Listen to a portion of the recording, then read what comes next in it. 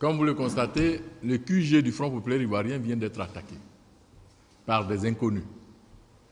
À chaud, au nom de la direction du parti, je vais vous donner les faits et relever quelques orientations, quelques indications sur notre première interprétation de ces faits-là. Nous nous donnerons l'occasion, comme l'a dit tout à l'heure M. Bamba, de nous retrouver au niveau de la direction, d'analyser la situation et de faire certainement un point de presse ou une conférence de presse ultérieurement. Pour le moment donc, je voudrais m'appesantir sur les faits. Aux environs donc de 12 heures, ce jour, samedi 18 août 2012, ici même, nous avions un vigile, un gardien qui était à la porte, qui a aperçu un minicar comportant plusieurs personnes, qui a dépassé donc le QG et qui un peu plus loin s'est arrêté et a fait demi-tour. En revenant, ils ont marqué donc un arrêt au niveau du portail du QG du Front populaire ivoirien. C'est à partir de ce moment-là que le vigile a vu les occupants du camion sortir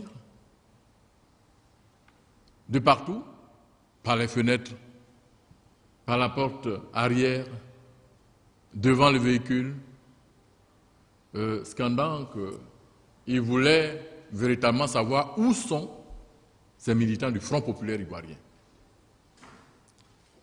Et a été pris à partie, ce vigile a dû son salut grâce à une course de vitesse pour rentrer dans la cour et chercher à se sécuriser. Poursuivi donc par cette horde de jeunes gens, environ une vingtaine de gens qui l'ont poursuivi sont entrés donc dans la cour et ont continué leur course jusqu'à pénétrer le bâtiment. Une fois à l'intérieur du bâtiment, ils se sont occupés de savoir où sont les bureaux. Comme s'ils connaissaient les lieux, ils sont allés directement dans le bureau du président, ils ont fracassé la porte et à l'intérieur, il y avait plusieurs photos qui étaient là, mais c'est la photo du président Gbagbo Laurent qui les a intéressés. Ils ont brisé, et vous pouvez le constater, cette photo. Ils ont emporté l'ordinateur complet de la secrétaire du président du parti. Et dans ce bureau, ils ont dérangé toute la paperasse. Et comme toujours, chaque fois qu'ils s'en prennent à nos bureaux, ils n'emportent pas de papier. Ils veulent simplement prendre le matériel. Là, ici, au niveau du bureau, ils ont emporté un ordinateur complet. Ensuite, ils sont allés fracturer la porte donnant accès au bureau du secrétaire général. Et là, avec une brique, ils ont tenté de casser la photocopieuse utilisée constamment par le secrétaire général. Là aussi, toute la paperasse qui était là, ils ont mis ça sens dessus, n'est-ce pas? Et ce qui est intéressant à relever, c'est les traces des pas qu'ils ont laissés sur les portes fracturées. Nous constatons qu'on appelle une chaussure vulgairement leke, les chaussures en plastique, sont dessinées clairement sur les portes brisées. Mais aussi, nous avons relevé des traces de Rangers qui sont portées généralement par des soldats. Donc, à partir de ces traces, de ces indices, nous pouvons donc dire qu'il y avait certainement des civils qui portaient des leke, mais aussi qu'il y avait des soldats. Et cet ensemble-là va essayer de rechercher des militants dans le bâtiment. un de nos vigiles qui était caché quelque part a entendu clairement où sont-ils, ces militants du FPI. On va les tuer aujourd'hui. Je voudrais vous situer, pour la circonstance, les jeunes du Front populaire ivoirien avaient prévu d'organiser ici même, dans cette salle, une assemblée générale ce jour. Compte tenu de la mission que le parti a organisée à Beauville, eh bien, la jeunesse a reporté son assemblée générale. Eh bien, quelques jeunes donc étaient là par rapport à cette réunion. C'est ces jeunes-là qui vont être pris à partie également. D'autres seront battus, blessés. Et une dame qui a été aperçue devant dans le hall sera elle aussi extraite du bâtiment. Une fois dehors, elle sera prise à partie par ces jeunes gens. Et un Burkinabé vigile dans les environs du siège qui a voulu prendre la défense de cette femme, ce Burkinabé sera battu et actuellement il est hospitalisé. Au nombre de tous nos jeunes gens, dont 3 ont été sérieusement battus, un aujourd'hui est porté disparu. Nous ne savons pas si dans la débandade, il a dû, comme on le dit en Côte d'Ivoire, se chercher.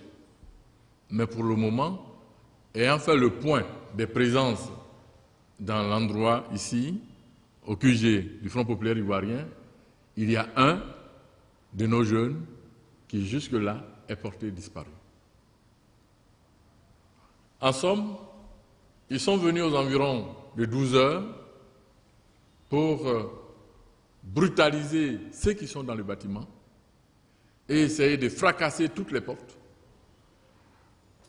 et emporter du matériel si cela existait. Je voudrais vous dire au passage que cette maison est le QG de campagne du président Gbagbo. Dans la mesure où notre siège, en tant que parti politique, a été saccagé à l'occasion de la crise post-électorale, a été incendié, complètement un siège mis hors d'état d'être utilisé, nous sommes venus dans ce QG, qui n'a pas échappé également à la furie des agresseurs à l'occasion de la crise post-électorale. Ici, comme vous le voyez, nous sommes en train de faire quelques travaux afin de pouvoir nous réunir dans cet endroit. C'est encore là que ces gens, on essaie d'où ils sont venus et qui sont-ils, sont venus encore pour agresser le Front populaire ivoirien. Nous trouvons véritablement que la situation est grave. C'est une gravité montante, car souvenons-nous, les attaques de ces derniers temps.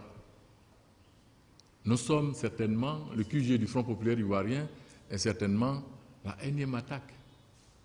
Après les militaires à Kwedo, après Yopougon, après Dabou, après Jacquesville, c'est le tour, tout le pleu, c'est le tour du QG de campagne.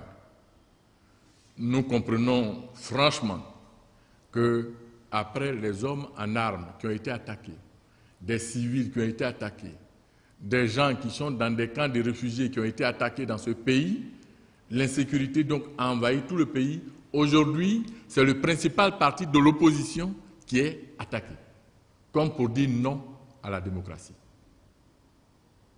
C'est une volonté manifeste de ces agresseurs de nier l'existence de la démocratie en Côte d'Ivoire. Car agresser un parti politique dans ce que ce parti a d'essentiel, c'est-à-dire son siège où les réunions se font, c'est donc vouloir interdire l'existence même de ce parti. C'est pourquoi nous trouvons que l'insécurité a atteint son paroxysme en Côte d'Ivoire par rapport à l'exercice de la démocratie. Nous reprochons donc au gouvernement de présenter véritablement des défaillances par rapport à la gouvernance. Car si les citoyens peuvent, à juste titre, dire qu'ils sont dans une insécurité totale dans le pays, eu égard à l'incapacité du gouvernement de sécuriser les Ivoiriens, aujourd'hui, c'est les partis politiques qui, là encore à juste titre, doivent se sentir dans une insécurité totale, comme pour dire non à la démocratie. Nous sommes le Front populaire ivoirien. Nous réaffirmons notre position par rapport à la conquête du pouvoir. Nous réaffirmons notre doctrine qui dit que nous voulons accéder au pouvoir par les urnes, de façon pacifique. Mais nous avons en face de nous des agresseurs qui, depuis 2002, utilisent le fusil. Là encore, ces agresseurs de ce jour étaient armés de machettes et de gourdins. Mais on a constaté que certains avaient des pistolets, qu'ils cachaient tous avec des habits de civils. Pour le moment, avant qu'une enquête sérieuse que nous exigeons au gouvernement, pour le moment, nous demandons à la communauté internationale d'aider le Front populaire ivoirien au niveau de sa sécurisation. Je voudrais remercier le ministre de la Défense, qui, somme toute, a envoyé quand même des gendarmes qui sont venus, mais qui sont repartis très tôt.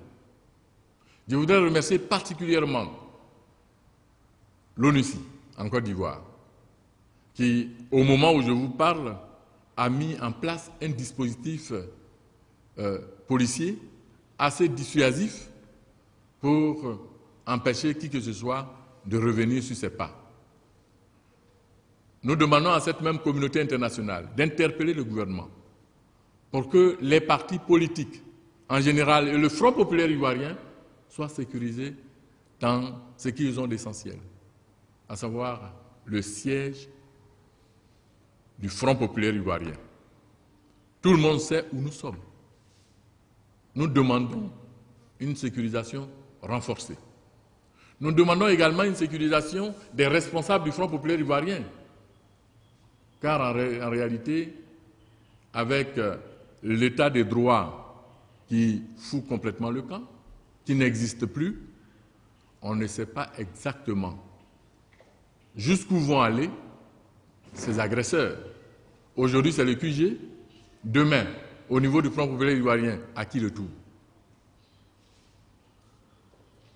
Est-ce que ça sera le président? Ça sera les secrétaires généraux adjoints, les responsables de la direction? En tout cas, nous voulons prendre la communauté internationale, la communauté nationale à témoin par rapport à tout ce qui vient de se passer, et nous souhaitons vivement que des mesures rigoureuses soient prises pour que la sécurité de notre siège et la sécurité des membres de la direction soient assurées. Et la sécurité également des militants, bien entendu, parce que partout où il y a eu ces attaques, comme vous le constatez, à Dabou, à Kwedo, à Toulepleu, c'est les pro-Gbagbo qui sont recherchés. Comme si déjà une enquête sérieuse avait été menée et qu'on avait trouvé déjà les coupables. Aujourd'hui, on a attaqué les militants dans les villes de l'intérieur, à Abidjan, à Yopougon. Aujourd'hui, on vient attaquer même la tête du Front populaire ivoirien. Voilà jusqu'où l'inconséquence des responsables nous conduit.